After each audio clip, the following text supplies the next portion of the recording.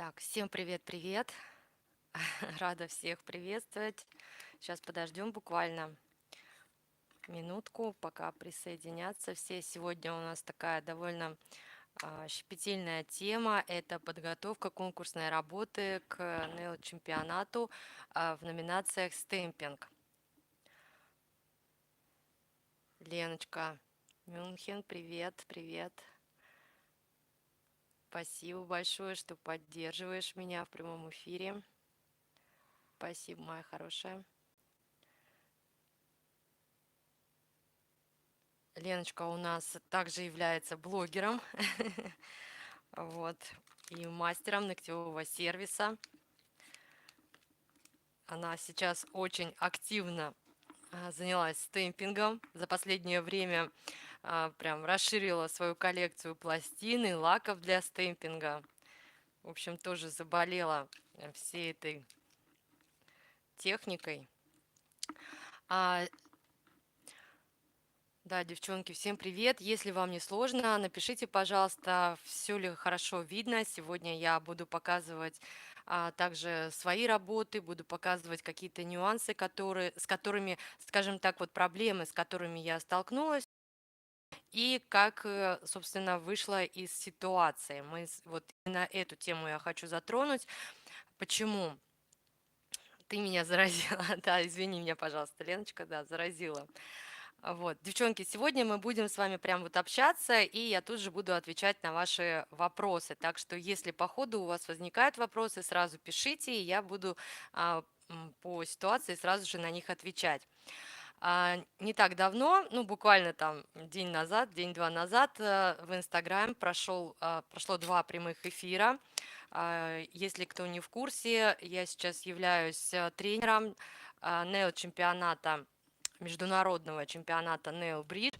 И после прямых эфиров со мной связалось несколько девочек, и у них было море просто вопросов. Я их прекрасно понимаю.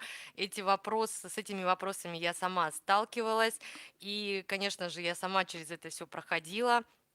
Но также, а, м, так как тренерство для меня, в принципе, занятие новое, то есть я никогда этим раньше не занималась, у меня нет опыта в этом, то а, мне я также столкнулась, как тренер, столкнулась с определенными моментами, не совсем ожидала эти моменты.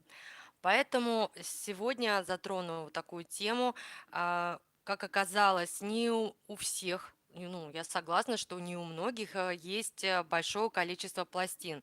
И очень многие девочки хотели бы поучаствовать именно в чемпионатах в номинации стемпинг, но, по их мнению, у них недостаточно пластин, либо недостаточно опыта, либо недостаточно фантазии. Кто-то считает, что у них совсем прям нет фантазии, и им сложно будет создать какую-то композицию.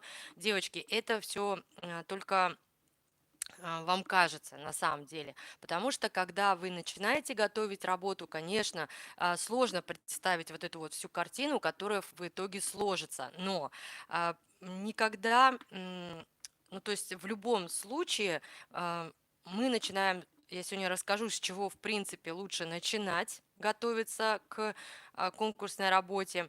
Ну и потом также ну, столкнулась с таким моментом, когда девочки, например, говорят, у меня там немного лаков для стемпинга, но очень много гель-лаков, то есть это мастер ногтевого сервиса, соответственно, как у нее большая палитра именно гель-лаков, а вот именно стемпинг лаков обычных, да, которые сохнут на воздухе, палитра небольшая.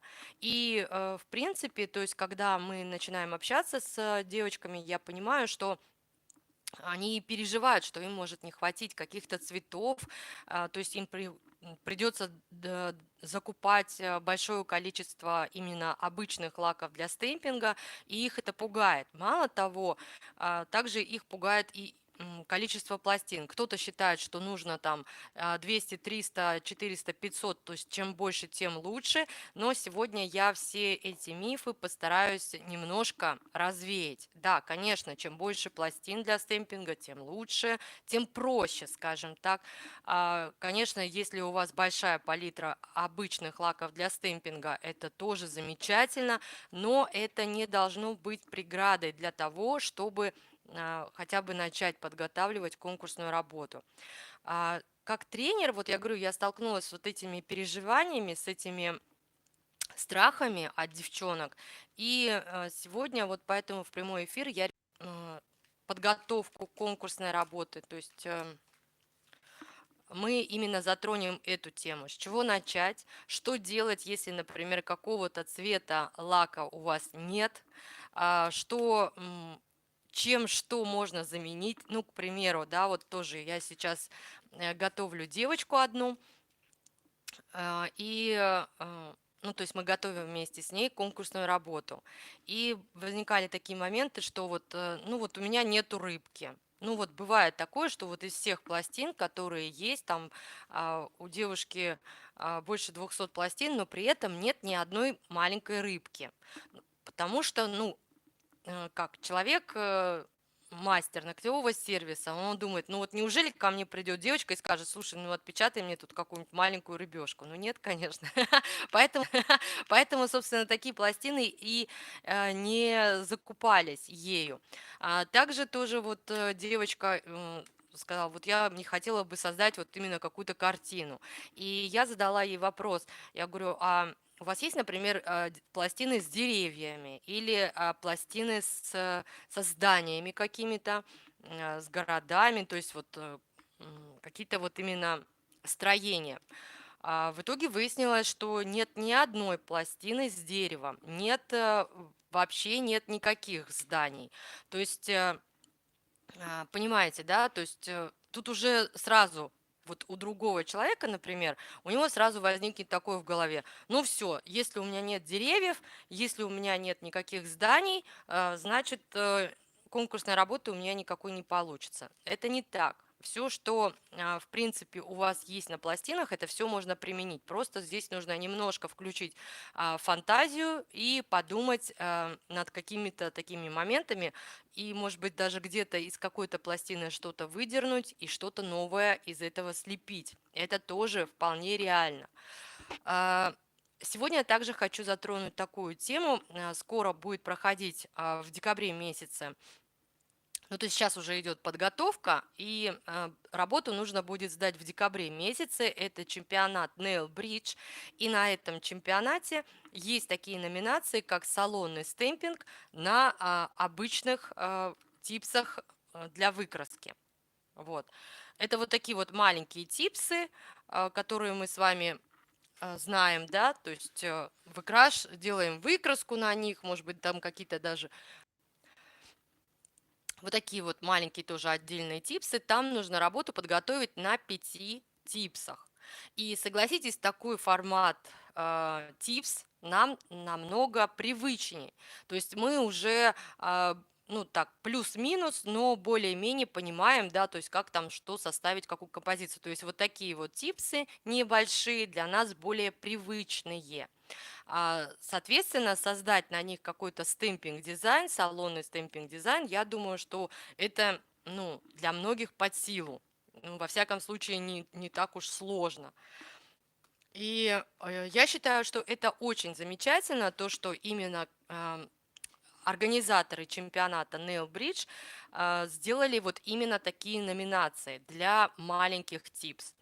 Потому что знаете, вот создать какую-то такую шикарную, сразу хорошую работу, большую, на больших типсах. Ну вот для сравнения, да, вот маленькие типсы и вот большие типсы. Ну согласитесь, нам вот таких вот маленьких типсах создать конкурсную работу намного проще. Ну во всяком случае привычней, да, давайте так, наверное, скажем.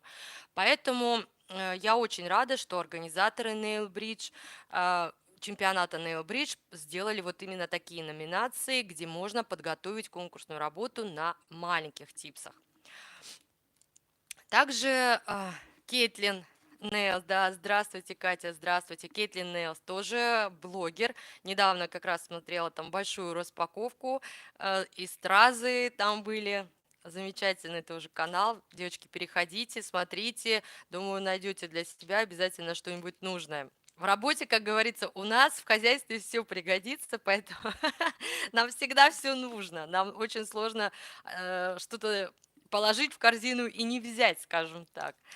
Вот. Ну и давайте я, наверное, переключу камеру и будем с вами разбирать прям вот каждую работу. Я буду говорить, в какой работе, ну, рассказывать, в какой моей работе, с какими сложностями я столкнулась.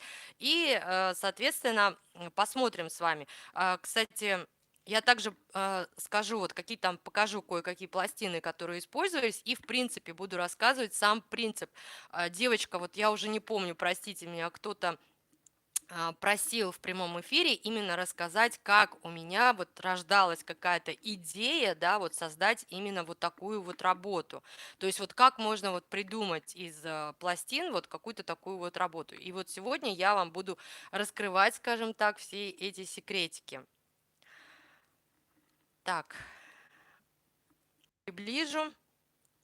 Так, Наталья Дробченко, всем добрый вечер. И вам здравствуйте, Наталья. То есть сегодня я буду вот прям стараться сразу же отвечать на ваши вопросы. Так что пишите, вот, и будем с вами прям общаться. То есть сегодня я хочу пообщаться, скажем так, в прямом эфире, а не просто в конце эфира ответить на ваши вопросы. Будем стараться как-то вот так вот.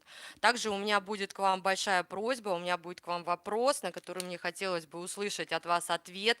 Если вам не сложно, я сейчас задам вопрос, а вы по возможности ответьте. Девочки мне, значит, говорили о том, что хорошо было бы, если бы я вот так вот в прямом эфире вместе с вами, например, вот создавала вот какой-то вот такой вот дизайн, да, ну или какой-то более-менее носибельный дизайн, а, прям вот какой-то такой вот мастер-классы показывала. Как вы на это смотрите? Интересно ли вам? И какие дизайны вам были бы интересны? То есть те, которые, скажем так, вот носибельные на ногтях, или же это что-то должно быть неординарное? Вот, если вы мне ответите на этот вопрос, я вам буду очень признательна. Итак, это моя первая работа. В, в этой работе на самом деле использовались 3 пластины. Всего 3 пластины. Вот, представляете, да, тут всего 3 пластины. Это была пластина, вот я ее, к сожалению, что-то как-то быстро-быстро готовилась к эфиру и не нашла.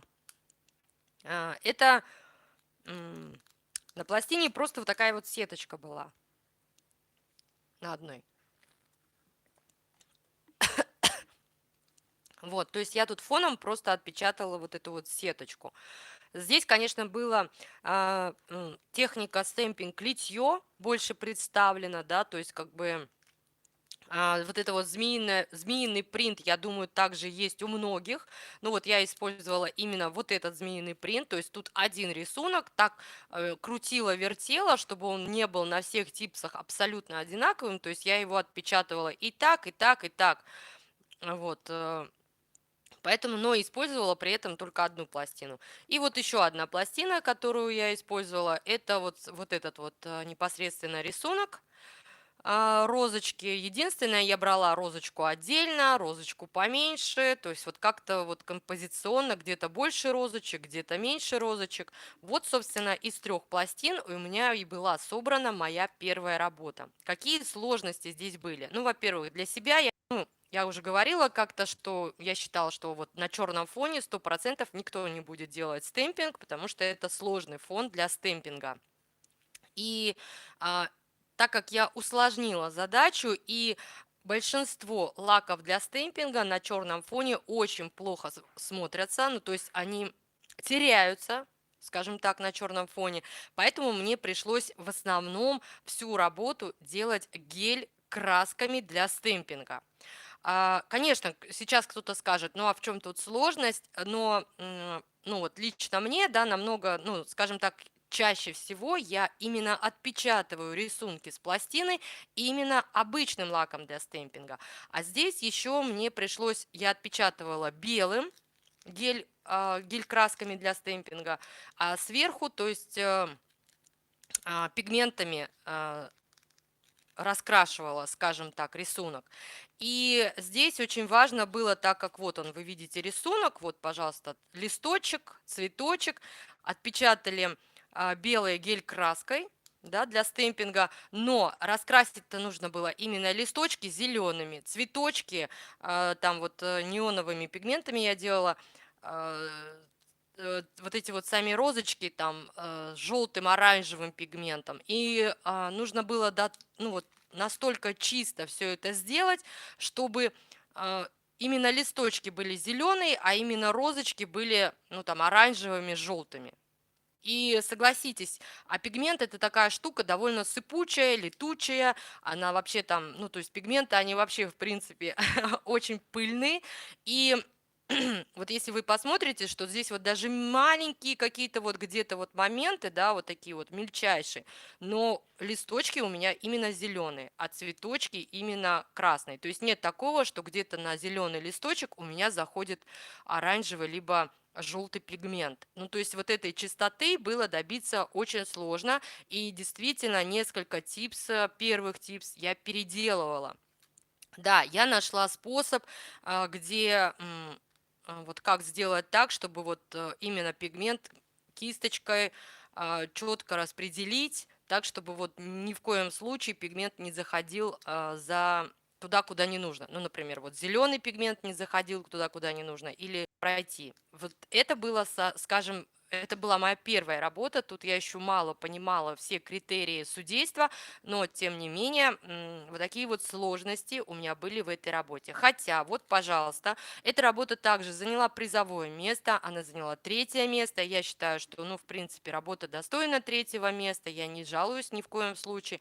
Единственное, меня смутило то, когда я увидела работу, которая заняла первое место. Вот здесь у меня немножко в мозгу нестыковочка произошла, вот, и я, конечно, там возмутилась. Ну, ладно, я тоже не считаю, что это, в принципе, работа была вот какой-то сильной, либо что-то, но она мне до сих пор нравится, и девочки, кто ее видит вживую, да, видит вживую, да, вот эти вот переливы змеи, то, что было сделано именно литье фольгой, такой голографической фольгой, тоже, ну, вот эти вот, прям вот вживую, когда смотришь еще на солнышке, это прям вообще отвал башки, очень красиво смотрится.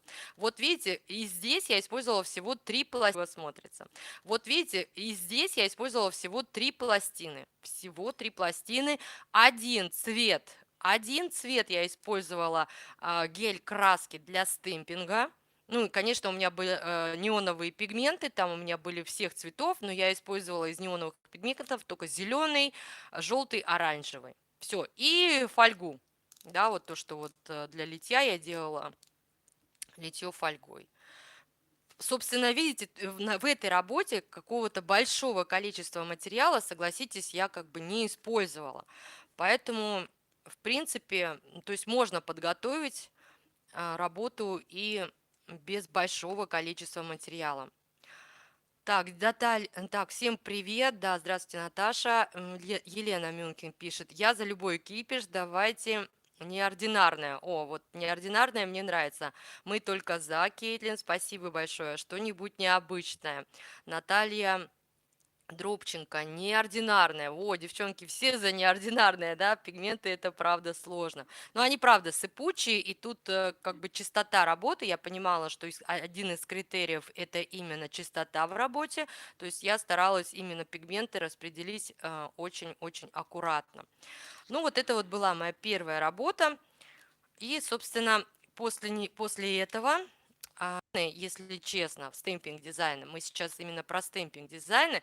Ну, потому что, согласитесь, просто там где-то веточку отпечатать, да, просто где-то там, я не знаю, там какую-то абстракцию или что-то, я думаю, у вас с этим проблем не будет.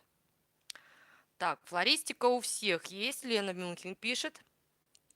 Да, я думаю, что у всех есть. Ну вот я дальше чуть-чуть еще тоже про флористику хочу немного затронуть. Делала я работу с флористикой, потому что я думала, что у меня очень много цветочков. Но когда я начала делать, я поняла, что у меня что-то какие-то не те цветочки. Дора-Дора, здравствуйте, Дора-Дора, очень рада вас видеть. Привет из Калининграда, спасибо большое, Дора. Я уже прям вот девчонок знаю уже некоторых прям. Спасибо вам, девочки. Елена Мюнхен, я вообще пигменты не люблю. Ну вот многие их не любят, да, из-за того, что они вот очень пылят. И, конечно, чисто подготовить конкурсную работу, ну, как бы сложно. Но при этом все равно, да, вот мне сказали, что вот, ну вот как, те, кто видел видео, про мой первый чемпионат, там, где меня просто ниже плинтуса опустили, да, они не поняли, насколько эта работа была выполнена в сложной технике. То есть они, наверное, подумали, что вот там где-то я там что-то просто отпечатала и все. Мало того, они еще подумали, что вот видите, здесь на пластине листочек по задумке художника, он не допечатан. Вот здесь вот листочек и вот здесь вот листочек. И они посчитали, что вот если у меня вот где-то этот листочек не допечатан, то это я, значит, так плохо отпечатала. Вот здесь вот, например, уголочка нет, да, и, то есть они посчитали, что я плохо владею стемпингом и не допечатала листочки. Но на самом деле это не так, то есть я показала вот это на пластине, это задумка художника, да, такая, что вот не доведен уголочек. Ну, ладно, проехали эту тему. Следующая работа. Тут я уже, конечно, знала, как по вот этим критериям судейства я понимала, что нужно создать вот именно какое-то композиционное решение. Да, эта работа у меня заняла больше времени, но тем не менее, ну как, идея пришла, можно сказать, мгновенно. А, На чемпионате была такая номинация реверсивный стемпинг, тема fusion. И все, понимаете, то есть вот это вот сочетать несочетаемое, мне почему-то сразу в голову пришел Восток-Запад, и посмотрев свои пластины, я нашла девушку, которая мне вот прям как раз соответствовала вот этому Востоку и Западу, да, то есть вот в восточном наряде в традиционном, но при этом с элементами ну, современного принта, да, скажем, вот такого вот животного. И вокруг уже этой девочки я и начала плясать. То есть смотрим все свои пластины и выбираем главный персонаж. Нам нужно из всех пластин выбрать главный персонаж, вокруг которого уже и будет дальше складываться все остальное. Конечно же, мы читаем регламент каждого чемпионата, это безусловно. Мы читаем какие там условия, какой там должен быть, ну то есть вот что в принципе от нас хотят, какие критерии судейства там будут. И когда мы уже выбираем для себя какую-то номинацию, либо тему, либо вот что-то, да, то есть либо технику, потому что там в регламенте иногда прописаны, какими техниками можно пользоваться, какие техники можно использовать, какие техники, например, нельзя использовать. То есть если вот мы все определились с номинацией, то, в принципе, мы начинаем рассматривать все свои пластины и выбираем главный персонаж. Когда я выбрала вот эту вот девочку, то есть мне вот в теме Fusion она показалась вот самое то. Единственное, вот вместо вот этого льва, тигра, я не знаю, вот мне хотелось сделать здесь все-таки что-нибудь другое. Я очень долго думала, что сделать, убрать этого тигра и сделать какой-то другой элемент. И в итоге, так как у меня тема сочетать несочетаемое, я решила сделать тут именно вот такой вот символ инь-янь, добавить, да, в эту. Мало того, вот смотрите, например, вот здесь вот тот, кто поймет, вот если отпечатывать, например, вот эту вот часть девушки, вот вы видите в волосах тут какой-то вот такой вот цветочек, который при отпечатывании, но он будет настолько невзрачным, он будет настолько невидимым, что вот, ну вот смысл его было вот именно в этой гравировке вот так вот делать. И, конечно же, никто нам не мешает просто взять любой другой цветочек из любой другой пластины и сверху просто его пришпандорить вместо того. Ну, то есть прикрыть, скажем так, да. Я просто прикрыла вот этот вот невзрачный цветочек вот этим цветочком. Вот и все. Все остальное это, в принципе, было раскрашено. Да, конечно, безусловно, в этой работе я уже столкнулась с тем, что девушка сама по себе не маленькая. Сейчас я вам достану штампик для стемпинга, чтобы вы понимали. Это мой любимый штампик, которыми я работаю. Ну, то есть это 4 сантиметра, штамп, подушечка диаметром 4 сантиметра. Чтобы более или менее четко отпечатать рисунок, вот представьте, одна часть, вторая часть, ну вот и вот немножко еще придется третью часть внизу. То есть девушка у меня, в принципе, отпечатывалась мало того, что на 3 части по высоте, также она у меня еще отпечатывалась отдельно вот этот рукав и вот этот рукав. То есть вот 5 частей, как пазл, я ее собирала. Вот, видно, да, тут, что тут с одной типсы на другой должно переходить. И здесь невозможно, знаете, вот так вот отпечатала только вот эту часть, перенесла, ну там, понятно, сделать, тут реверсивный стемпинг был сделан, но тем не менее, то есть, ну, то есть невозможно одним только разом обойтись, отпечатав вот этот рисунок. Поэтому все эти моменты, они собирались уже как пазл. Тут была использована техника именно реверсивный стемпинг гель-лаками. Тут вот виден градиент, да, немножко. То есть я ввела вот сюда вот градиент. Здесь вот такой вот градиент на одежде есть. Такое затемнение, либо вот такой вот градиент возможен, конечно, плавный, именно с гель-лаками возможен. Вот здесь вот, например, тоже шея, немножко вот под шеей, вот здесь вот у основания головы тоже вот немного затемнения. Ну и затем, конечно, вот эти вот румянец, это уже все я делала поверх точно так же гель-лаками. То есть в этой работе я также использовала и гель-лаки. Почему? Потому что я понимала, например, если я сейчас румянец начну раскрашивать лаками для стемпинга, это, знаете, это будет такая матрешка, Марфа, ну, не матрешка, а вот такая Марфа с вот такими двумя кружками, да, на лице. Ну, согласитесь, это бы уже совсем по-другому бы смотрелось. Поэтому в этой работе я также использовала и гель-лаки. Так, я рисовать люблю. Так, я вообще пигменты не люблю. Так, это мы читали. Кейтлин пишет, я рисовать люблю. Это очень здорово, я очень завидую девчонкам, всегда об этом говорю. Те, кто умеют рисовать, это вот прям замечательно. Ну вот я, к сожалению, именно в стемпинге. Елена Мюнхен, я тоже цветочки сегодня искала, все не те. Вот-вот.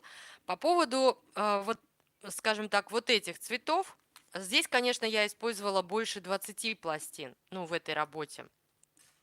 Когда мы с вами определились уже с главным персонажем, когда мы подобрали уже какие-то вот такие вот моменты, отсюда вот, то есть какого цвета будет платье.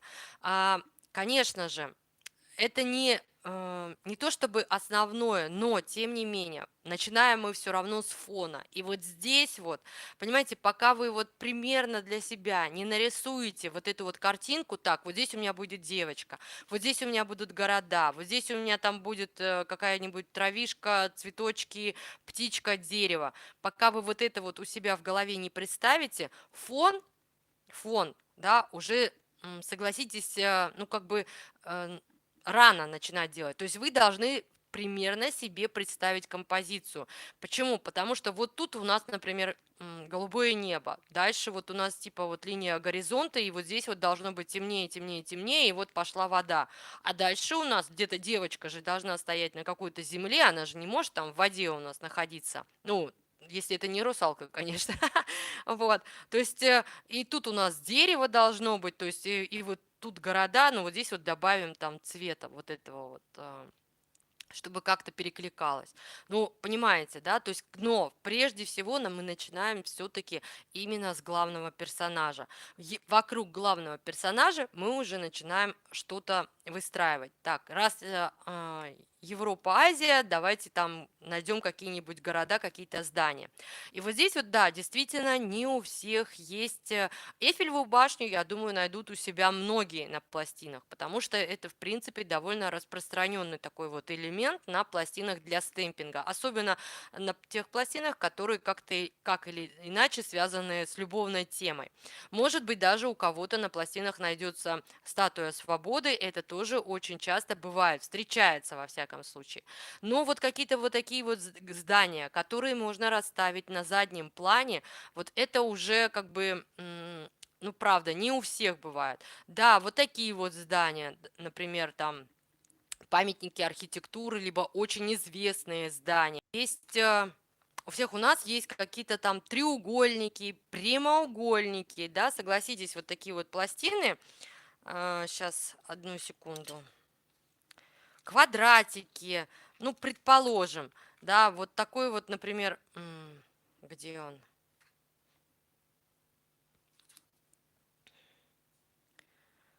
Там вот такой какой-нибудь квадратик, там какой-нибудь треугольник, какой-нибудь прямоугольник. Ну, в общем, вот такой вот элемент.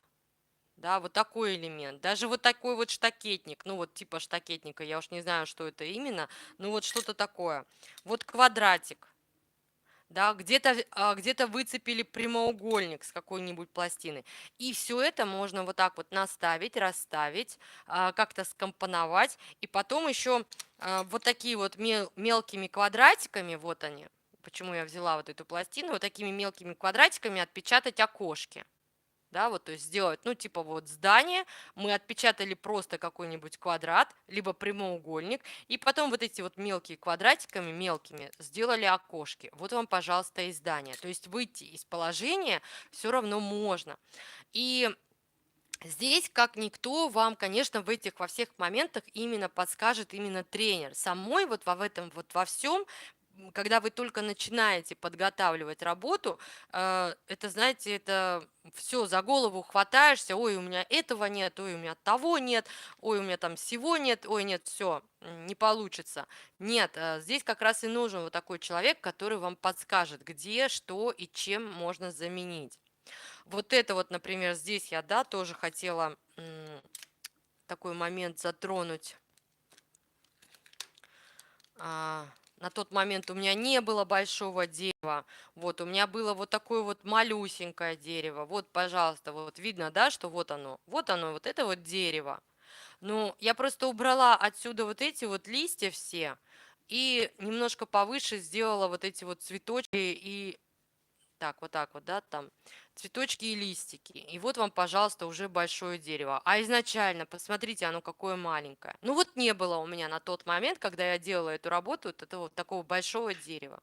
Ну вот вышла как-то из положения и сделала вот такой вот в итоге дерево большое. Какие сложности в этой работе у меня были? Конечно же, я первый раз готовила работу именно с каким-то таким художественным подтекстом, чтобы была какая-то вот композиция, там задний план, передний план, то есть вот какое-то такое композиционное именно решение больше, да, вот эта вот экспозиция, то есть мельче, больше, больше, больше, чем ближе, тем больше. И м, вот это, наверное, была сложность. Почему? Потому что, ну, не все здания у вас, например, такого размера. Не все, согласитесь, нужного, скажем, размера. Поэтому где-то что-то нужно увеличивать, где-то что-то нужно уменьшать.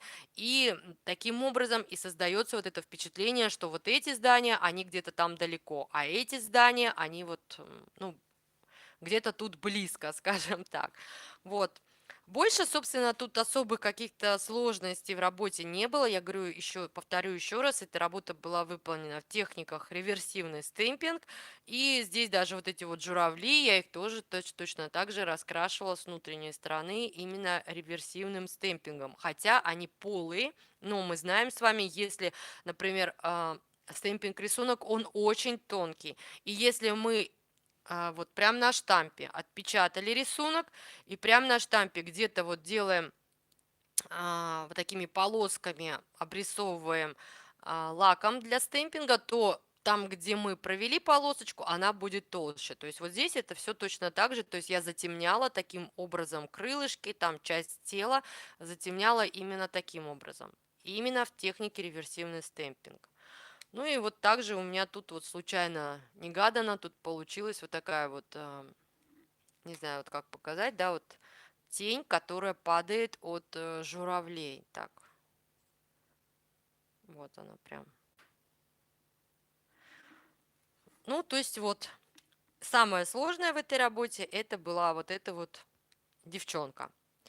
И если вы заметите, то, например, вот руки отпечатаны коричневым лаком. Ну вот, кто более-менее понимает в стемпинге, видно, да, что руки отпечатаны коричневым лаком. Соответственно, они были отпечатаны отдельно. А платье, вот это вот, например, верхняя часть, она была отпечатана красным лаком для стемпинга.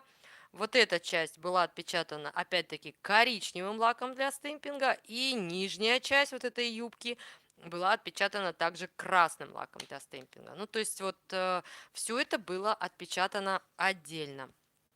Ну, здесь единственная, говорю, сложность была, это вот эту вот девушку собрать вот как пазл.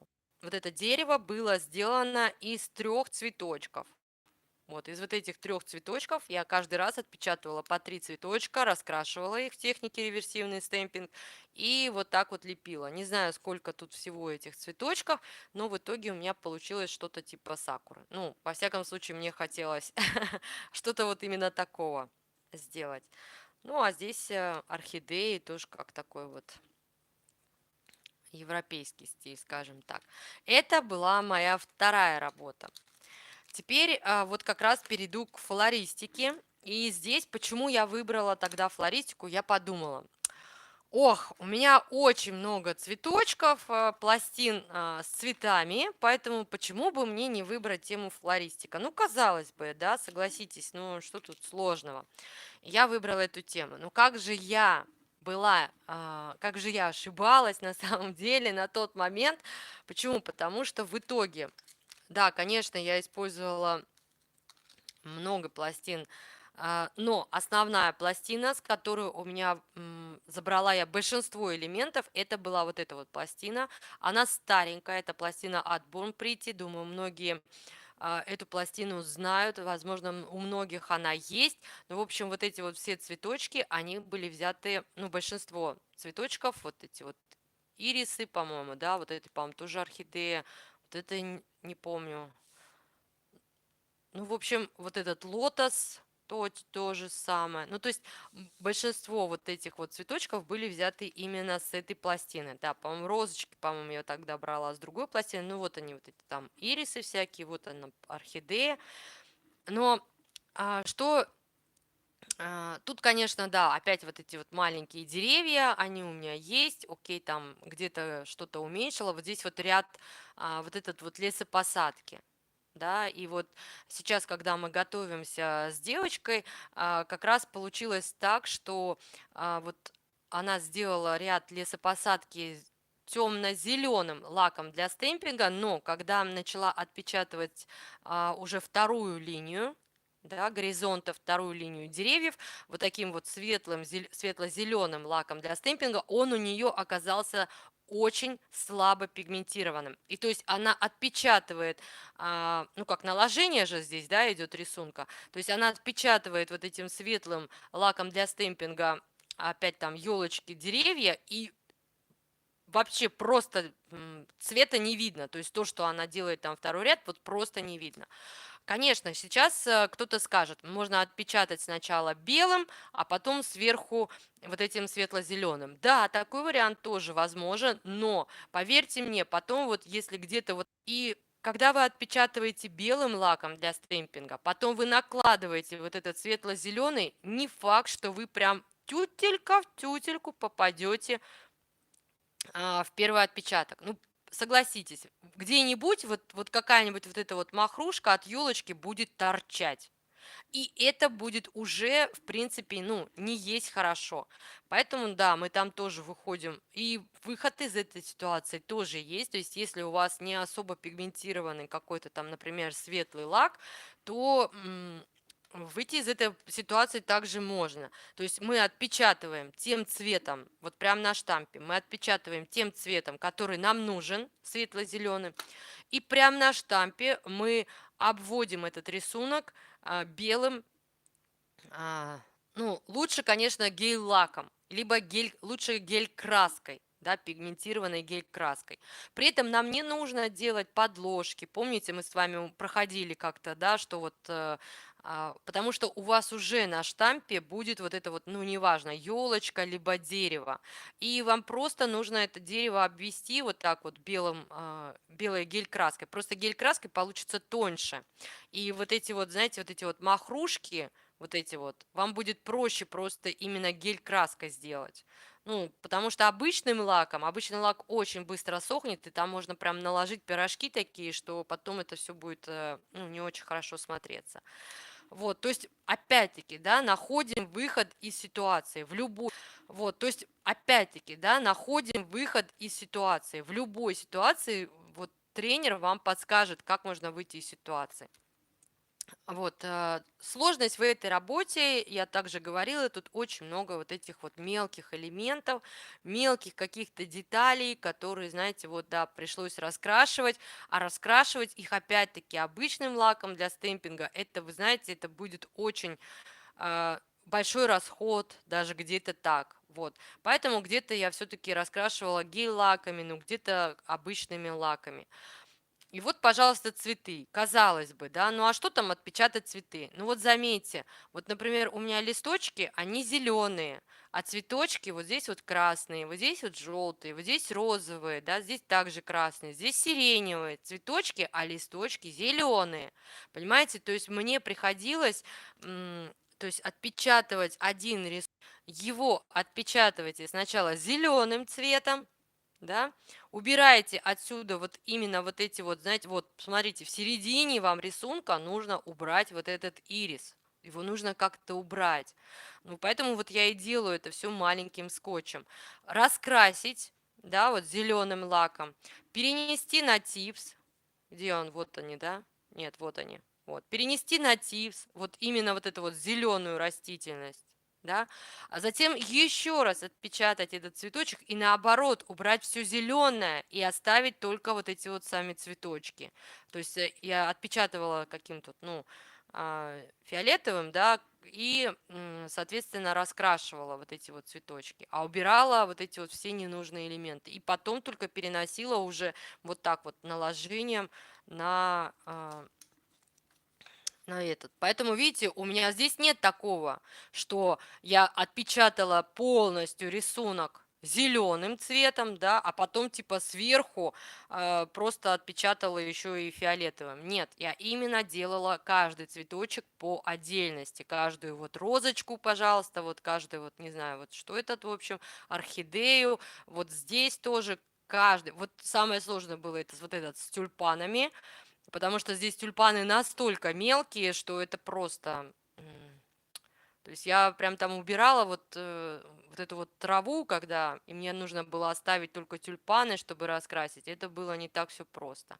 В общем, конечно, глядя вот так вот на работу, да, кажется, ну вот что, да, взяла там цветочки, она там отпечатала, но для тех, кто понимает, что такое стемпинг, то есть это же не нарисовано. Нарисовать, да, намного проще, да, вот здесь вот зеленую ветку нарисовала, красный цветочек, а в стемпинге у нас вот он, цельный рисунок, и нам нужно его отпечатать. А отпечатать вот даже вот этот рисунок, вот, например, можно, да, в технике цветной стемпинг. Мы, например, вот здесь вот берем фиолетовый, на вот эти вот цветочки ставим, на остальное зеленый. Но если, когда вы скрапером будете убирать лишнее, у вас все равно где-то на цветочек попадет зеленое, где-то на листочек попадет фиолетовое, и это будет грязь, товарищи. Ну вот, девчонки, ну согласитесь, это все равно будет не настолько чисто, как вот, например, в этом варианте, да, вот как я рассказала. Вот прям вот до сюда доходит, вот, пожалуйста, зеленый листочек. Было бы вот здесь вот очень сильно было бы заметно, вот оранжевый, да, и вот прям вот зеленый лепесток доходит именно до цветка, и потом идет вот четко оранжевый цветок. То есть и вот в этом, в принципе, тут и была вот эта сложность. Дерево я уже знала, как делать. Дерево я знала, в принципе. как это делать, да, то есть по предыдущей работе. Просто тут мне захотелось сделать уже что-то похожее на сирень. Поэтому я цветы компоновала именно вот так вот, кучками. Ну, вот как сирень, да, у нас цветет, ну, вот что-то в этом роде. Вот такими кучками. Вот здесь у меня тоже такая сирень. Вот такими кучками. Вот здесь у меня тоже такая сирень. Вот здесь. Также была в этой работе применена техника зеркальный стемпинг. Это вот такой вот такая цапля была сделана. Здесь я также говорила, что цапля отражение в воде не может быть а, а, по длине точно такой же быть. Поэтому здесь я немножко сжимала рисунок, но делается это на штампе, в принципе, не особо сложно, но опять-таки пришлось немножко потренироваться. И здесь вот в этих моментах вам также, ну, на мой взгляд, будет помогать именно, ну вот, поможет тренер, потому что вот самой вот так вот создать это, знаете, это надо очень большой опыт, ну, очень большой опыт, чтобы понимать, как это сделать. Также вот эти вот, например, вот камушки, вот эти камушки, это тоже был вопрос к этой работе у уважаемых судей. Да, вот эти камушки на самом деле это принт жирафа. Принт жирафа, который вот таким образом подбирала каждый вот типа камушек. Вот принт жирафа. Из вот принта жирафа у меня получилась, ну, вот такая вот типа каменная композиция.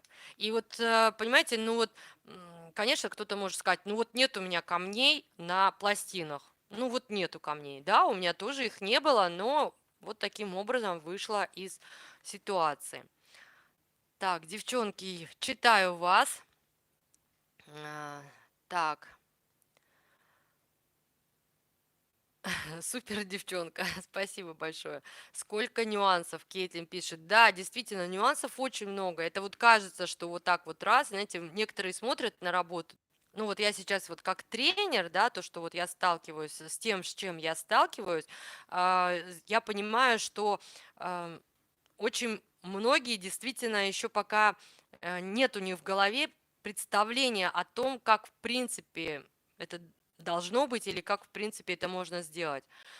У меня жизни не хватит сделать такую кропотливую работу. Дора Дора пишет. Нет, это так, это только так кажется. Это только так кажется, правда. Эта работа даже для меня была очень кропотливой из-за вот этих вот мелких элементов. Это представляете, сколько раз мне нужно было отпечатать вот эти 3 цветочка, чтобы вот как-то заполнить вот эти вот хотя бы, да, моменты. А так дальше еще и вот эти вот цветы сколько сделать. И вот в этой работе первый раз я применила технику, вот она, 3D стемпинг, вот она, бабочка у меня одна. Она, знаете, она не хлюпенькая абсолютно. Вот кто-то думает, что вот она там какая-то хлюпкая, нет, ничего такого. И вот здесь вот такая вот маленькая бабочка, ну, с такими, скажем так, более сложными крылышками, да, вот это вот. Вот. Вот. Просто на тот момент мы не знали, как судьи отреагируют. Еще вот этот лотос я сделала, ну, вот такой более плоский, но тем не менее тоже объемный. Вот он вот здесь вот немножко торчит. Мы не знали, как судьи отреагируют на 3D стемпинг. Ну, конечно же, судьи сказали, что это не стемпинг, но в итоге мы доказывали и доказали то, что это было сделано именно стемпингом. Поэтому на одном чемпионате, правда, вот эта работа заняла первое место, на другом чемпионате эта работа заняла второе место. Чуть позже я, конечно, сниму об этом видео, покажу вам ту работу, которая заняла первое место. Вот. Но еще раз говорю, вот тут, скорее всего, просто, ну, как вот на другом чемпионате, я думаю, что просто судьи не совсем поняли, насколько это было сложно чисто в техническом плане, да, вот насколько это была сложная работа. Тем не менее, спасибо большое, что хотя бы на первом чемпионате эту работу оценили, ну, действительно поняли, насколько это было тяжело. Вот эту бабочку я тоже отпечатывала, как видите, вот в градиенте, и она прозрачная, ну, такая полупрозрачная, скажем, ну, вот просвечивает. Вот. Тут еще какая сложность была, это сейчас я вам покажу исходную пластину, вот она, вот этой девочки. Вот она. То есть вот видите, она вот такая какая-то, ну, вот в каком-то вот таком она положении, но я понимала, что это не проблема. То есть и после того, как я вот сделала вот эту девочку, я уже понимала, что вот эту девочку я все. Поэтому я, собственно, и понимала то, что я буду отпечатывать сначала один элемент, потом второй, потом третий. И то есть туловище, когда я отпечатаю туловище, я просто ее возьму и вот так вот выпрямлю. Вот, собственно, тут я ее тоже как смогла, так и выпрямила немножко, да.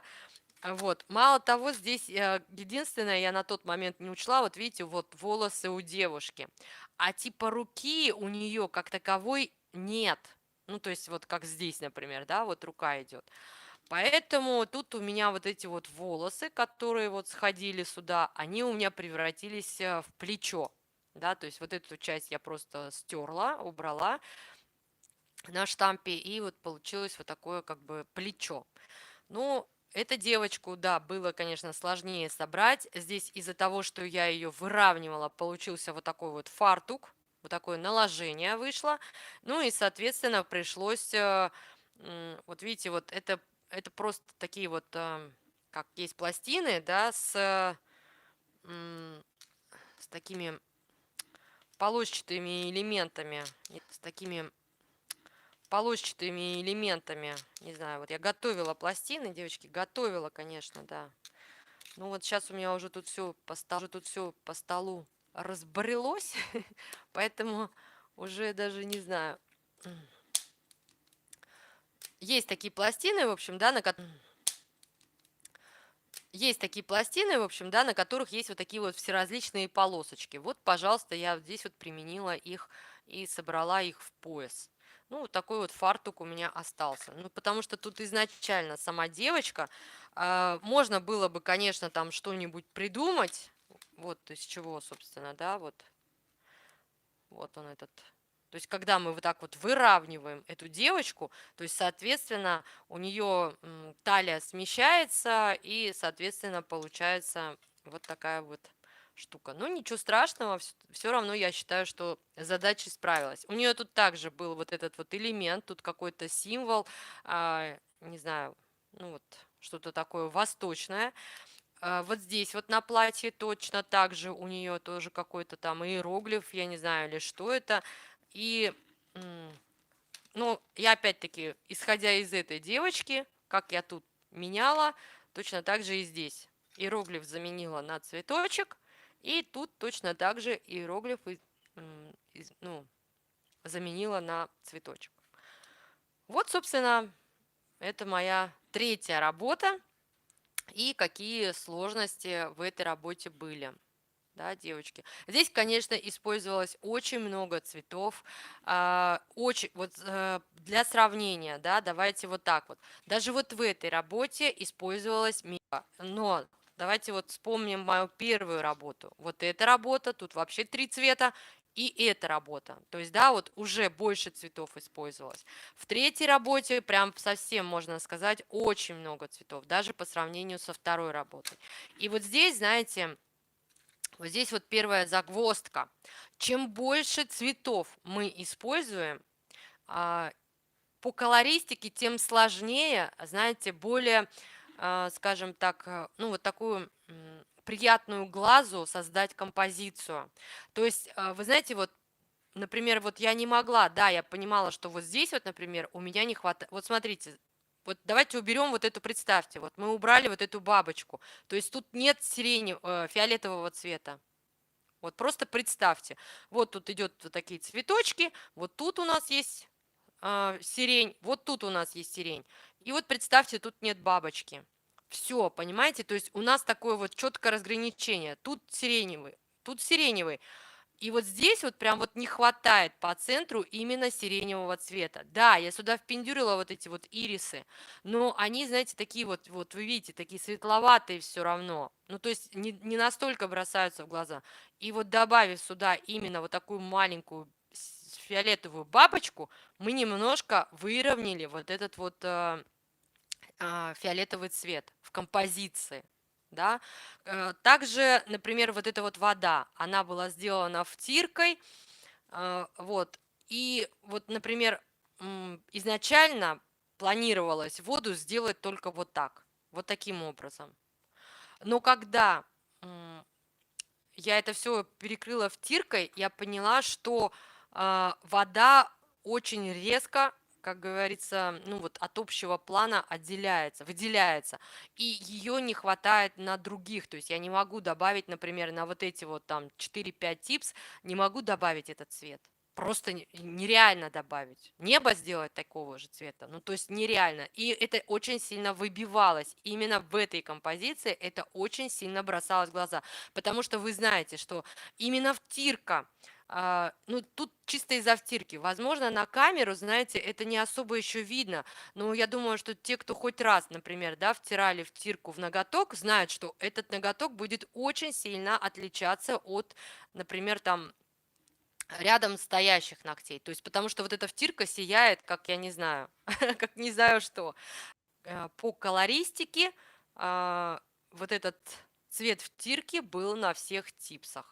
Ну, то есть и вот эти моменты, их все нужно учитывать, и без этого, ну, просто вот, ну, никак.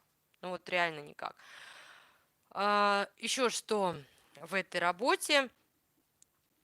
А, Ну, в принципе, да, композиционное решение, то, что есть там задний план, передний план, вот там вот эти вот девочки на заднем плане что-то делают, вот эта основная героиня, она на переднем плане, да, и вот тоже с горшком с цветами, то есть это там где-то далеко там девчонки работают, а эта товарищ вот подошла типа к пруду и тоже держит цветочек, а там у нее вот дом где-то, и вот машина уже собрала цветочки, куда-то везет она ее, трактор этот, и тут даже собачка типа дом охраняет. Ну вот как-то вот так вот.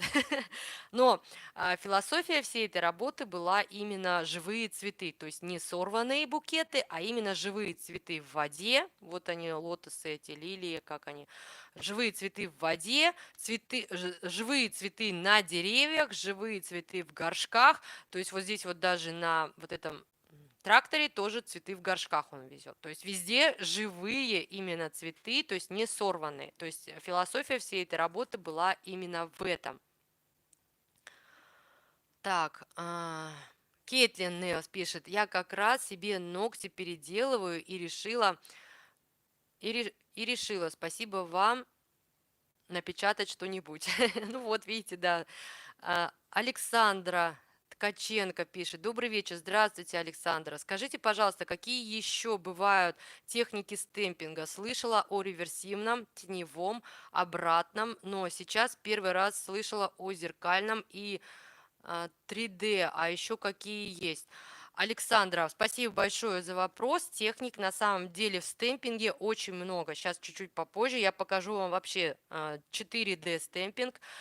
Вот смотрите, реверсивный стемпинг – это если мы говорим о каком-то вот цветном, есть цветной стемпинг, да, это когда мы отпечатываем рисунок, один какой-нибудь, ну, неважно, вот рисунок двумя-тремя цветами, различными цветами. Это будет цветной стемпинг.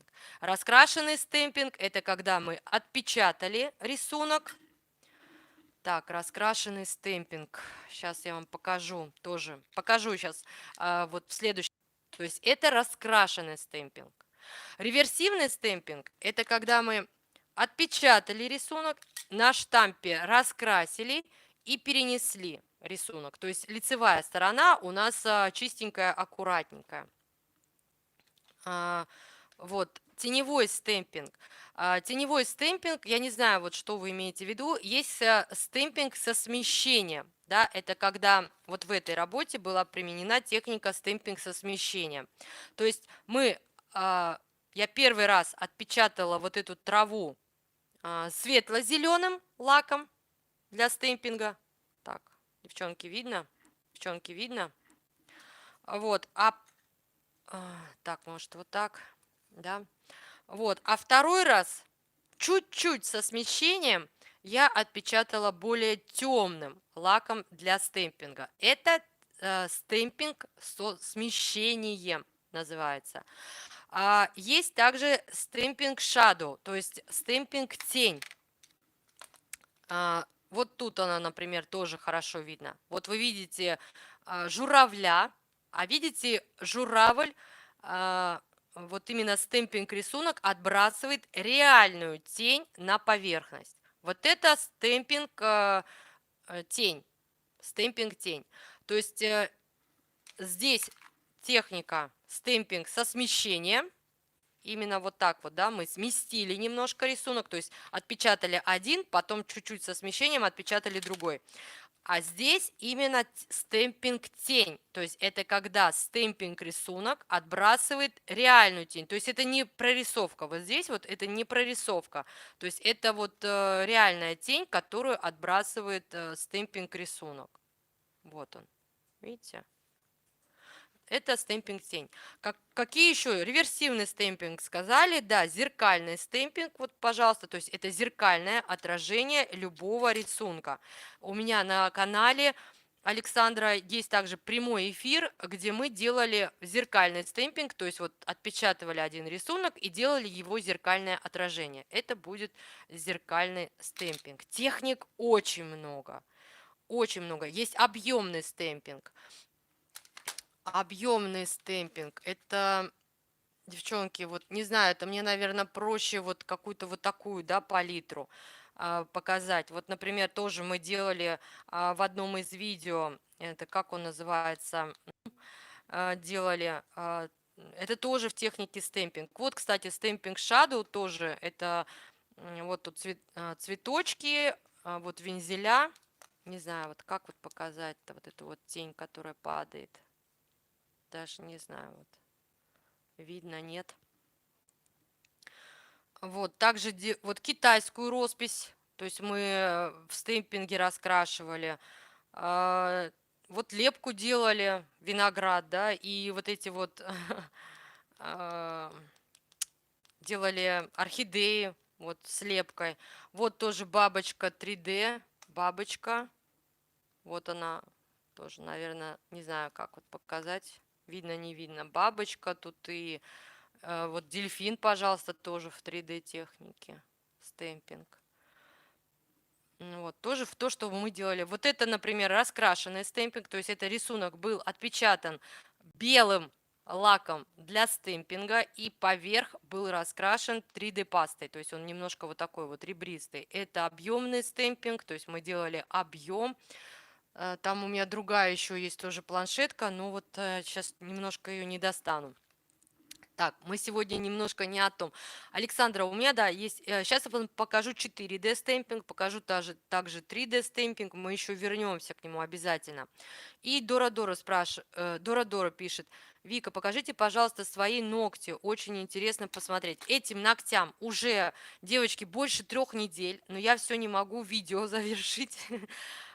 Вот, 3 недели, все держится на ногтях. Это также реверсивный стемпинг. На этой руке я делала стемпинг гель-лаками.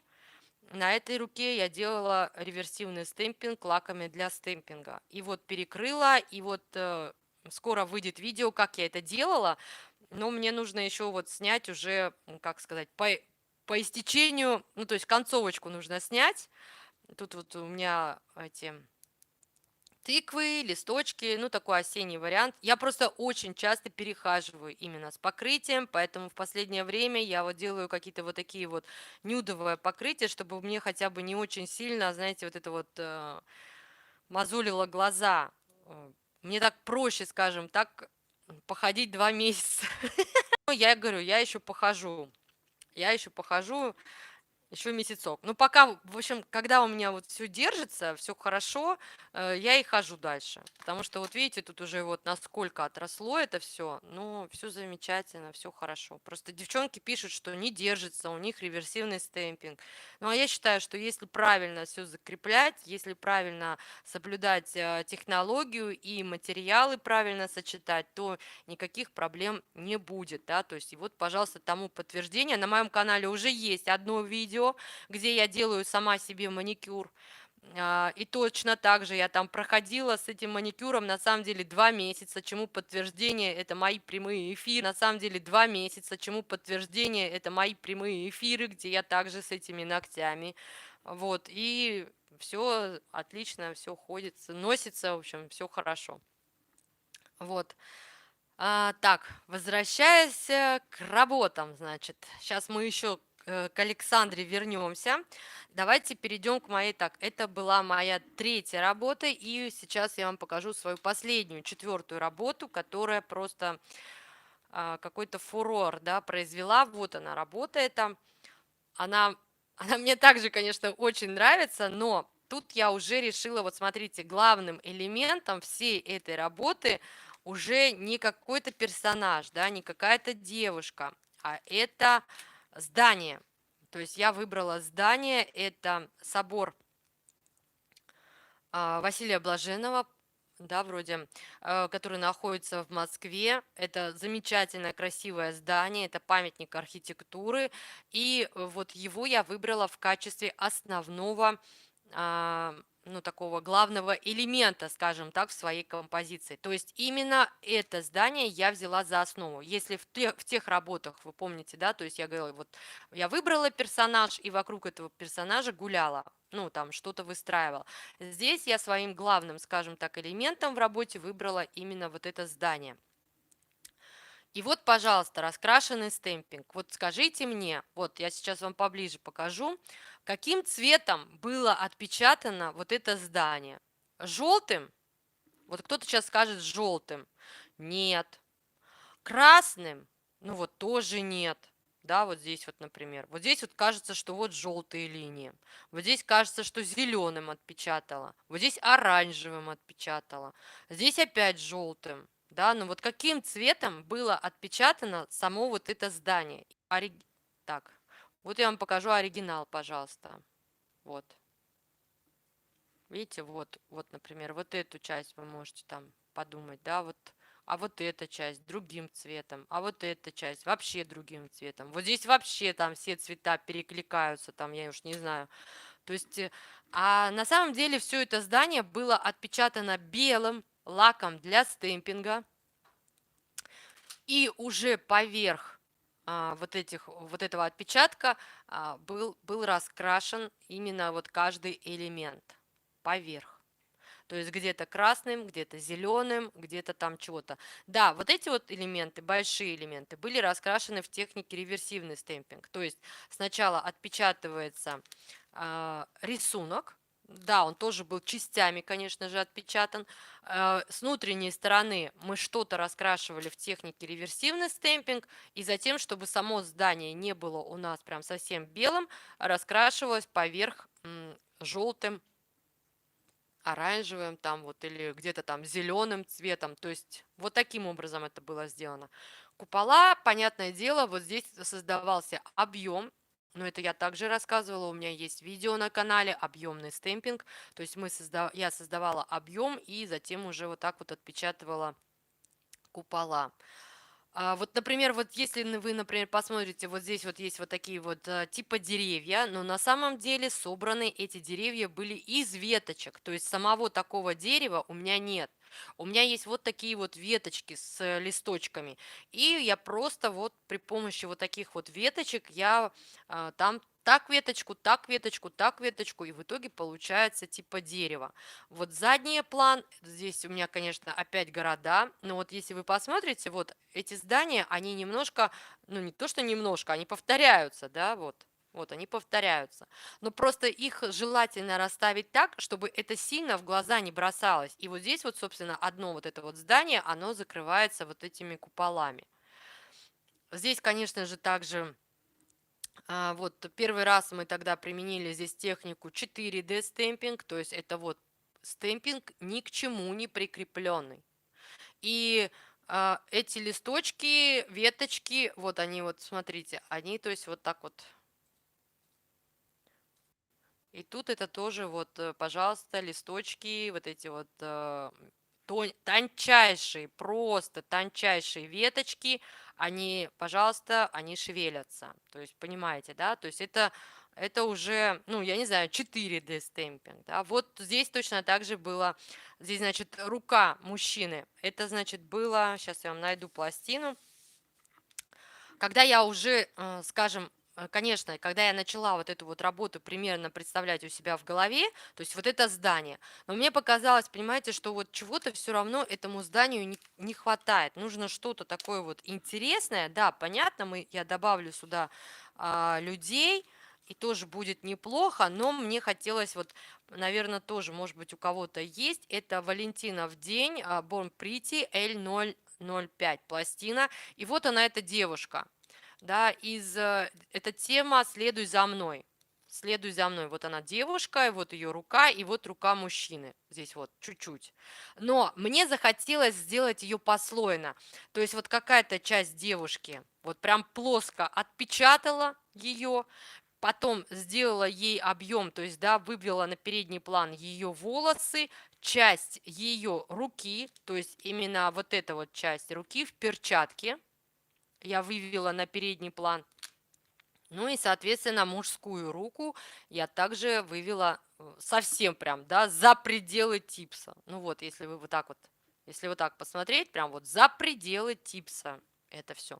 И таким образом, конечно, получилось, да, что вот прям рука такая вот откуда-то там, да, и вот держит руку девушки, и девушка уже идет вот туда. То есть насколько это, в принципе, получилось глубокое, да, такое вот, а, ну вот, сама композиция, насколько глубокая. То есть за рамки типса мы вышли, потом мы идем к типсе, и там еще где-то далеко, вот у нас там здание, радуга, там птички летят, ну, в общем, то есть по, скажем так, по критерию многоплановости, но тут вообще вопросов у судей быть вообще просто не должно, потому что многоплановость, она настолько многоплановая, да, то есть вот где-то дома, где-то там радуга, потом идет ряд лесопосадки, само здание, да, то есть вот где-то люди, вот и здесь вот поменьше люди, вот здесь уже девочка побольше, и тут девушка побольше, потому что она уже на переднем плане. Еще ближе, еще тут никак не могли судьи не поставить высокий балл за хотя бы за многоплановость. Ну, сложность работы здесь, конечно, также присутствует. Здесь вот каждый вот этот вот прямоугольник был отпечатан, причем я искала на пластинах побольше, поменьше, то есть по экспозиции, да, то есть у нас сначала идут большие прямоугольники, и дальше, дальше, дальше, и вот у нас там уже где-то такие вот маленькие прямоугольники, да, вот. Это тоже очень важно, это тоже нужно учитывать. Вот это вот платьишко, это было сделано, я думаю, у всех есть пластины с кружевами, вот, если вы посмотрите, то вот здесь вот платьишко у девушки, оно, ну, так себе, да, то есть там совсем можно сказать ни о чем. Но так как я все-таки планировала в любом случае вот эту руку вывести на передний план, и то есть и руку парня также на передний план, я понимала, что платье девушки, в принципе, я могу сделать сама любое, да, но опять-таки в техниках стемпинг. И вот, пожалуйста, я отпечатала это также в технике 3D стемпинг сделано, то, что я отпечатала вот именно кружева, собрала их в сборку и, ну, верхнюю часть в сборку, и вот у меня получилось вот такое платьишко. Да, вот, пожалуйста. Это было сделано именно точно так же в технике стемпинг. Как, конечно, здесь также была применена техника лепки гель-пластилином, то есть вот эти купола я лепила гель-пластилином, и честно вам скажу, делала я это впервые, потому что гель-пластилином я особо не владею, лепкой, да, скажем, не владею. И здесь мне тренер очень сильно помогла, то есть она мне подсказала, как именно лучше сделать вот эти вот купола, потому что вот, например, вот этот купол, это было самое сложное, это самый сложный купол. То есть если, например, вот здесь, да, вот так вот как-то сделать колбаски и собрать их вот так вот, объемно, опять-таки объемно. Ну, вот здесь вот тоже колбаски, ну, пускай они не совсем как бы ровные, здесь-то хоть более-менее ровные колбаски, а здесь нет. Вот здесь тоже колбаски идут от широкого к тонкому, да, это нужно было купол, скажем так. А вот этот купол, это было самое сложное, я Я все эти купола переделывала не один раз, но вот этот купол я переделывала, ну, я не знаю, сколько, даже сложно посчитать, потому что здесь вот каждый элемент, вот этот каждый прямоугольник, ромбик даже, да, давайте так скажем, ромбик. Сейчас, может быть, кто-то подумает, ой, можно было вот так вот нарезать, да, вот так вот сделать нарезку. Я пробовала так, поверьте мне, там и иголочкой, там и шпателем вот такие вот делала прорези, но в итоге ни к чему хорошему это так и не привело. Пришлось все-таки лепить вот каждый вот этот самый, как его подбивать и подбирать. Самый легкий был это вот этот вот купол. Здесь просто делался объем в технике объемный стемпинг. И вот поверх этого стемпинга просто тоненькие жгутики выкладывались. То есть это был купол самый легкий. Вот этот был самый сложный. Что еще тут? Вот эти вот шарики. Ну, согласитесь, да, есть у нас пластины с шариками, но их может быть не так много, не такие разнообразные они. Мало того, мне именно по размеру нужны были еще шарики определенного размера. Конечно же, мне тут пришлось уменьшать эти шарики. Ну, а так как у меня немного именно воздушных шариков, пришлось вот эти вот шарики делать из яиц. Да, это вот те пластины, которые к Пасхе. Вот из этих яиц как раз-таки и делались вот эти вот шарики. Вот эта пластина меня, конечно, очень выручила. Сейчас я ее тоже найду. Вот она, эта пластина. Я так рада, она ко мне так вовремя пришла. Это вот эта вот девочка на велосипеде. И вот, пожалуйста, вот эта вот девушка, которая с пуделем. Вот она мне просто так вовремя пришла, и сразу же с этой пластины, да, вот я взяла и вот эту девочку на велосипеде забрала, и вот эту вот девочку с пуделем. Вот они мне прям как раз сюда и пригодились. Без них, мне кажется, да, было бы нормально, но не настолько, скажем так, не настолько уже красиво и завершенно, скажем. Так, очень красивый осенний мотив. Дурой пишет. Спасибо большое. Последняя работа просто великолепна. Супер, спасибо. Просто нереальная работа, Кейтлин. Спасибо большое. Ну вот самое сложное, хотя казалось бы, да, вот такая вот работа, вот действительно очень интересная, необычная, но на самом деле эта работа не была, ну, как скажем, если мы говорим о техниках стемпинга, то она не была сложной. Тут самое сложное было домов. Потом отпечатать вот эти вот лесопосадку. Это ж просто вот отпечатали, раскрасили изнутри и вот все, готово. Вот эти те же самые листочки, ничего сложного. Вот эти силуэты, я думаю, у всех на пластинах любовных, да, вот есть всякие вот такие вот силуэты. Ну просто вот отпечатали и все, как говорится, да, ничего сложного там. Ну да, там подобрали там вот тут какой-то фонарик там отпечатал. Но это было все просто отпечатано. Вот эта девчонка просто была отпечатана с собачкой. Да, я тут добавила собачке красный бантик и девушке в руки добавила синюю сумочку. Опять-таки, потому что по колористике мне нужен был вот тут синий цвет. Вот здесь вот у девочки синий шарик. Да, потому что тут уже колористика строилась, исходя из вот этих вот куполов. Да, вот синий-белый купол, но не могла же я его сделать какого-то другого цвета, но это было бы просто кощунство с моей стороны, да, там изменить цвет купола, скажем, всем известного здания, да, всем с архитектурной точки зрения. Поэтому синий-белый купол в любом случае я понимала, что в моей композиции будет. И поэтому, конечно, вот я и добавляла. Тут синий-белый, вот, ну, типа козырек, здесь синий-белый шарик, тут синяя с белым сумочка, и тут тоже синий с белым шарик. Ну, то есть вот эти моменты, ну и у мужчины здесь тоже костюм синий и белый манжет. Ну, то есть вот это вот все нужно учитывать. А, Самой, вы знаете, когда вы подготавливаете работу, где-то глаз замыливается. Но это реально так. Вот ты смотришь, и с каждым разом, то есть вот саму вот эту вот стемпинг-композицию, в принципе, я сделала довольно быстро. Единственное, вот я очень долго мучилась именно слепкой. Именно с лепкой я мучилась. По стемпингу тут особых сложностей не было. И вот этот вот 4D стемпинг, это вот то, что, вот видите, кто-то думает, что ой, это отвалится там за 5 секунд, сейчас отвалится, такие тонкие тут нити, это же невозможно. Ну вот смотрите, сколько я трогаю, ничего там никуда не отваливается, и ничего никуда там не девается, да, то есть это все равно, как сказать, прочная композиция, да, то есть это не так, что вот раз и отвалилось там где-то, нет, это прочная композиция, да, тонкая работа, согласна, но все держится, все хорошо.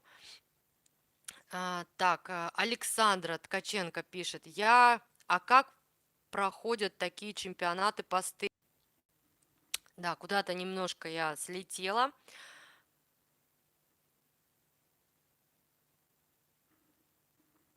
Так, немного я слетела, девочки. Александра, спасибо большое за вопрос. Вопрос действительно очень интересный. Сейчас вот идет подготовка к чемпионату Neo Bridge. Чемпионат проходит ну вот работы во всяком случае по стемпингу готовятся дома. То есть вы подготавливаете работу, делаете фото, короткое видео, но это опять-таки, да, у каждого чемпионата свой регламент. Ну вот я сейчас непосредственно про Neo Bridge. И вы делаете фотографию, вы делаете вот фото в разных ракурсах, да, делаете короткое видео и отправляете эти файлы, ну, на почту организаторам. Ну, вот куда они там скажут, туда вы и отправляете. И работы оцениваются судьями также онлайн. Вот эту вот работа, вот это третья моя работа, вот эта работа, она ездила в Белоруссию, и там на чемпионате она именно вот так вот вживую как бы стояла, то есть ее могли прям вживую вот так вот посмотреть. То есть есть и такие чемпионаты, куда нужно работу именно отправить. Уже готовую работу вы просто отправляете. Но все работы делаются дома, то есть не в поле, как это вообще в принципе принято называть, да, на чемпионатах, не поле, а вы делаете эту работу дома. Вы можете подготовиться как самостоятельно, можете подготовиться с поддержкой тренера. Вот, как я и говорила, Александра, на данный момент я как раз-таки и являюсь тренером по подготовке будущих чемпионов в номинации именно стемпинг. Сколько времени занимает сделать такую работу? А, вот если мы говорим, это все зависит от вашего мастерства. Например, вот если, например, брать про вот эту работу, если бы ее делал кто-то другой, тот, кто лучше владеет техникой лепки гель-пластилином, я думаю, он бы сделал эту работу намного быстрее. То есть вот если бы у меня на вот эти вот купола не ушло там, я не знаю, недели 3, да, то, соответственно, эту работу я бы сделала там, я не знаю, за три недели. Я такая сижу и целыми днями только делаю вот эту работу. Нет, конечно, то есть есть домашние дела, есть работа, да, то есть и все такое прочее, там куда-то поехать, куда-то чего-то, поэтому это вот как есть свободное время, садишься и делаешь. Вот. Поэтому вот где-то, если бы без вот этой вот лепки, то я думаю, что я бы за 3 недели управилась. Вот эта работа, она также делалась где-то в районе месяц, там, может быть, чуть больше. Но опять-таки это тоже вот есть работа, есть домашние дела, есть какие-то там куда-то поехать, куда-то что-то. А есть еще у меня, знаете, такая очень мною любимая подруга лень, которая, знаете, такая приходит и говорит, да, ну, давай отдохнем, давай не будем сегодня ничего делать. И мы тогда ничего не делаем. Вот, пожалуйста. Но также я хочу напомнить, что на чемпионате Nail Bridge можно подготовить конкурсную работу на вот таких вот маленьких типсах. Это я просто чисто ради примера, то есть это не конкурсная работа. Нет, это просто чисто пример, что можно подготовить вот такую вот конкурсную работу на маленьких типсах. Именно на чемпионате Neo Bridge есть такие номинации. Именно на чемпионате Neo Bridge есть такие номинации. Они как салонный стемпинг, то есть на маленьких типсах, на маленьких маникюрных типсах. То есть вот такую работу можно, это вот буквально там 2-3 часа. 2-3 часа, и вот, пожалуйста, вам конкурсная работа готова. Именно на вот таких вот небольших типсах. Если вам понадобится, в общем, тренер по стемпингу, пожалуйста, девочки, пишите мне в Инстаграм, в Директ, с удовольствием. Вступайте, пожалуйста, в нашу команду и будем готовиться с вами вместе. Людмила Кузьмина. Всем здравствуйте, здравствуйте, Людмила. Очень рада вас видеть в прямом эфире. Эта композиция просто шедевр. Вы королева стемпинга. Ну нет, я, конечно, не королева и не гуру, и не кто там еще там. Обычная стемпингистка, любительница просто и все такое. Ну, то есть никак не это. Ну вот сейчас, да, тренером. Меня пригласили просто в качестве тренера по подготовке конкурсных работ именно к чемпионату. Вот чемпионат Neo Bridge пригласили меня в качестве тренера. Вот попробую себя на этой ипостаси, не знаю, что из этого получится. У девочки нет пластины с рыбкой, значит, мы ищем какой-нибудь маленький листочек, вот, да, там 2 листочка. Один листочек это будет тело рыбки, чуть-чуть листочек поменьше, это будет ее хвостик. Да, то есть вот делаем вот так вот, и у нас получается рыбка. Но это только, конечно, в том случае, если рыбка у вас не главный персонаж в картине, да, то есть если она там просто где-то типа плавает. Вот. Или, ну, я говорю, вот таких моментов, оно бывает очень много, и их, в принципе, можно чем-то заменить, да, те же самые вот шарики или еще что-то.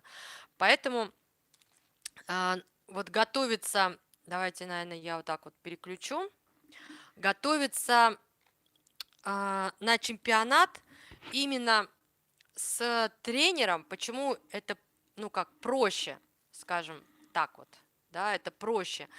Потому что, и мало того, тренера, конечно, лучше выбрать именно такого, которому мало того, что вы доверитесь, да, то, что вы с ним как-то споетесь, вот у вас такой коннект произойдет с тренером, да, и вы начнете в этом тандеме продуктивно, плодотворно работать. Но также очень важно все-таки выбрать тренера, который сам участвовал тоже в чемпионатах и сам делал хорошие, красивые работы. То есть вы смотрите на работы, ну, мне, например, нравится, мне бы хотелось бы, да, создать вот что-то подобное, что-то похожее. Тогда, да, этот тренер вам поможет. А если вы выбираете себе тренера, не по, ну, то есть вы хотите подготовить работу в номинации стемпинг, то есть, да, вам нужно, вам, может быть, вы считаете, что вам где-то не хватает, может быть, опыта, или где-то, может быть, не хватает там, я не знаю, каких-то навыков или каких-то техник не хватает, то, соответственно, лучше все-таки подобрать себе тренера, который будет вам подсказывать, который понимает в этом, в стемпинге, например, много что понимает. Только такой тренер вам, в принципе, сможет, ну, как-то грамотно, да, то есть составить с вами, ну, вот какую-то там конкурсную работу, подготовить. Вот, знаете, я не очень, я говорю, я еще раз говорю, я такой человек, что, в принципе, я, конечно, понимаю, что вот эти вот работы, да, это стемпинг, разве можно такие вопросы, ну, такие работы сделать в технике стемпинг? К моим работам всегда было очень много вопросов, и там это нарисовано, ой, так это еще что-нибудь, а тут она дорисовала, а тут она еще что-то. Но на самом деле вот мои работы полностью выполнены техниками стемпинг. Да, разными техниками, но тем не менее техниками стемпинг. И вот, как сказать, просто в чемпионатах, да, у нас же сегодня тема как раз, как подготовить конкурсную работу к чемпионату. Вот именно на каждом чемпионате вот эти вот критерии, по которым судят работы, они, в принципе, знаете, вот читаешь, когда регламент одного чемпионата, второго, третьего, оно практически как будто бы вот там вот под копирку одно и то же. Какие-то вот такие но, либо запятые, либо еще что-то там, одно слово добавили, и все, это уже, в принципе, полностью картину всю меняет. И, конечно, каждому чемпионату нужен свой подход, своя работа, ну, желательно, во всяком случае. Но Тем не менее, достаточно подготовить, например, одну очень хорошую, очень сильную стемпинг-работу, и она может участвовать там и 2, и 3 раза, ну, то есть на разных чемпионатах. То есть таким образом вы сможете получить там и 2, и 3, и 4 кубка за одну работу. Поэтому ну, на мой взгляд, конечно, все-таки продуктивнее работать именно с тренером. Я очень надеюсь, что девочка, с которой мы сейчас, например, да, готовим стемпинг работу, ну, завоюю первое место, да, очень надеюсь на это, я сама тоже очень стараюсь, и, возможно, она потом также поделится историей какой-то своей, да, как вообще эта работа делалась, какие там были нюансы, потому что, я говорю, там каждый день буквально возникают вот такие там что-то там, а вот так, а вот так, а вот это, а вот как вот здесь вот, а вот что лучше вот здесь сделать. И, то есть вот понимаете, то есть, хотя, казалось бы, она не рядом со мной сидит, то есть мы с ней не за одним столом сидим, то есть человек находится абсолютно в другой стране. И вот эта вот работа, она с нами совместно создается онлайн. То есть вы представляете, да, онлайн. То есть, да, по видеосвязи, там я смотрю по фотографиям, которые она делает, я смотрю, и то есть мы обмениваемся информацией именно вот таким образом, а не так, что она ко мне приезжает, мы там что-то смотрим, вместе делаем или нет. Нет, мы готовимся именно онлайн. И на мой взгляд, вот в наше время, вот это вот время, это очень интересно. Также, ну вот мне хочется, скажем так, запустить именно курс, да, это будет индивидуальный онлайн-курс, мне хотелось бы, ну, то есть онлайн, я понимаю, что вот есть все различные онлайн-курсы, там видеоурок, посмотрел, отработал и там получил сертификат. Но у меня на ютубе просто столько видео, поэтому делать еще какие-то видеоуроки, чтобы их посмотрели, я не совсем понимаю. Если, то есть, вот, пожалуйста, бесплатно можно посмотреть видеоуроки на ютубе, да, то есть там все техники и в прямом эфире, и такие видео, которые короткие, там по 8, по 10 минут, то есть там можно посмотреть эти техники, также можно посмотреть эти техники в прямых эфирах, то есть как это делается вот прям в реальном времени. Поэтому я не совсем уверена, что, ну, то есть, как бы я думаю, конечно, по поводу онлайн-курса, но я решила все-таки попробовать именно, не то что попробовать даже, я решила именно делать курсы индивидуальный онлайн-курс. Это тоже, это только когда именно вот в прямых таких вот трансляциях, то есть именно общаемся, тут же вопросы, тут же ответы, то есть не как вот в прямом эфире на ютубе, а как, например, в WhatsApp, да, по видеосвязи или там в скайпе по видеосвязи. То есть вот таким образом, мне кажется, и отдача будет быстрее, то есть человек тут же задает вопрос, я ему тут же отвечаю, причем не надо там писать, что-то там тыкать на вот эти вот клавиши в телефоне, а именно вот такое вот живое общение, и, соответственно, как бы я показываю такое вот живое общение, и, соответственно, как бы я показываю, что и как делается, и человек тут же прям вот сидит, точно так же делает, и мы тут же разбираем ошибки. Мне кажется, что такой курс имеет место быть, и думаю, что он довольно продуктивный. Во всяком случае, на все вопросы, все нюансы можно рассмотреть вот прям тут же. Девчонки, в любом случае, если вдруг вас заинтересует именно поучаствовать, вы захотите именно в номинации «Стемпинг», пожалуйста, если что, пишите, задавайте вопросы, я с удовольствием вам на них отвечу. Любой вообще любые вопросы, какие вам интересно, пожалуйста, пишите, если это ну вот именно по техникам стемпинг. А я буду все равно, тем не менее, спасибо за дизлайк. Спасибо за дизлайк. Спасибо за любую активность, скажем так, в прямом эфире. Елена Мюнхен, у меня куча вопросов. Ну а где куча вопросов? Что-то я не вижу, не вижу кучу вопросов. Девчонки, ну что, мы уже так прилично 1,5 часа в прямом эфире. Если есть какие-то вопросы, завтра, хорошо, Леночка, завтра. Если есть какие-то вопросы, пишите, я с удовольствием на них отвечу. Если что, то, надеюсь, встретимся с вами в следующий вторник, также в прямом эфире. И, как говорится, там уже попробуем сделать вместе с вами именно какую-то такую вот стемпинг-работу, а, такую, чтобы можно было именно на ноготках это все дело сделать. Ну, что-то креативное. Во всяком случае, подумаем. Александра Ткаченко, спасибо. Подписалась, лайк. До новых встреч. Рада, что попала на ваш канал. Спасибо большое, Александра. Я также рада. И огромное спасибо. Ну, я понимаю, вы подписались, но я очень надеюсь, что вам понравится видео, понравится этот. Вот. Все, девчонки, огромное вам спасибо, что поддержали меня в прямом эфире. Вот, всего-всего самого наилучшего. Все, до следующего вторника. Пока-пока.